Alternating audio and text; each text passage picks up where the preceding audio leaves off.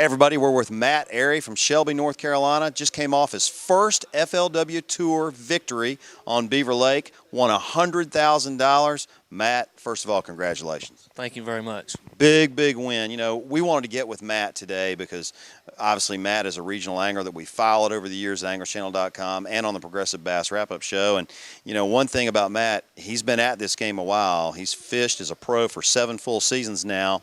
He's had 2 top 5 finishes prior to this victory this past weekend.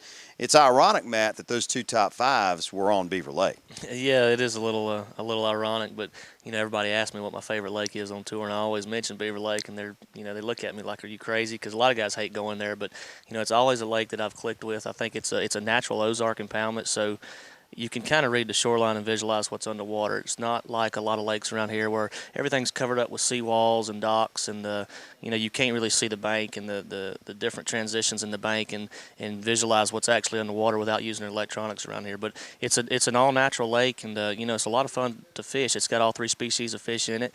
It's got spots, smallmouth and largemouth, and mean mouse, which is pretty rare. I think the world record mean mouth was actually caught in a tour event there years ago. It was a 5 pound and some change, but you know, it's kind of like saltwater fishing. You set the hook and you don't know what you're going to have on the other line, the end of the line. So it's a lot of fun. Well, I tell you what, man, there were a lot of people in this area around the country pulling for you because you've paid your dues. And this professional fishing game is not for the faint of heart. You've got to go through the battles and the wars to get to the finish line, which is what you were able to do Sunday. Let's talk about the mental aspect of what Sunday was like for you. You knew you were in the hunt. You had a good first 3 days.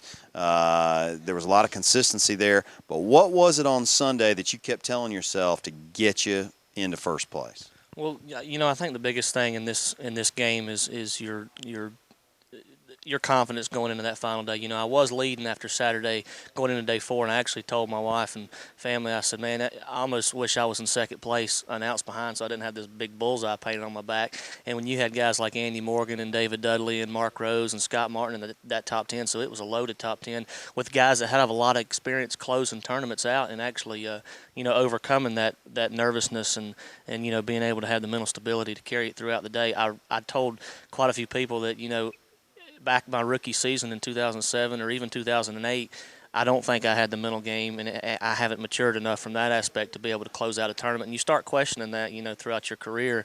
Do you know how to close? And now that I've overcome that and it's happened, it gives me a lot of confidence to go forward. Well, and now let's step back and let's talk about, you know, the road of being a professional. I'm sure you've come across certain points in your career where you've questioned, is it really worth all this? I mean, you know, because there are a lot of tournaments that just don't go well, not just for you, but for a lot of professional anglers. You know, how do you keep battling through that and telling yourself, okay, I'm going to win? You know, like I said, it's such a mental game, and you've got to have the confidence, and you've got, you know, when you lose a big fish during a major event, or, you know, these things just aren't going right, you have a breakdown, an equipment breakdown, or whatever, you just got to completely block it out. I mean, I'm out there to do a job. You know, this is what I do. Family, so you know, you've got to be able to block everything out and just, you know, just carry forward. Well, man, I'll tell you what, we are really fired up for you. You've got a break now, right? I don't think the next tournament's till June over at Pickwick. Yeah, our next tour event's in June. I've got the Toyota Texas Bass Classic coming up in about 3 weeks, but it's going to be nice to be home for a couple weeks, that's for sure. Now, the Toyota Texas Bass Classic normally is in the fall, isn't it? It is. What they did, they've rescheduled that, and they've moved it. The last 3 years it's been at Lake Conroe in Conroe, Texas, and it's been in October. And what they've done is they've moved it over to Lake Fork. It will be a spring event from here on out, which all the anglers are really stoked about that. Fork's a phenomenal fishery. So what happened last year is all the guys that qualified for last fall's TTBC basically double qualified.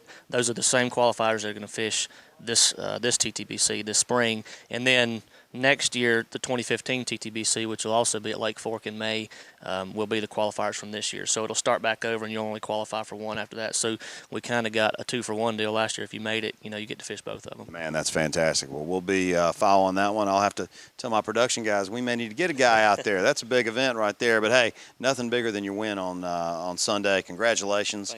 Great job again, Matt Arey, Shelby, North Carolina. Big win this past weekend, and we'll see you next week.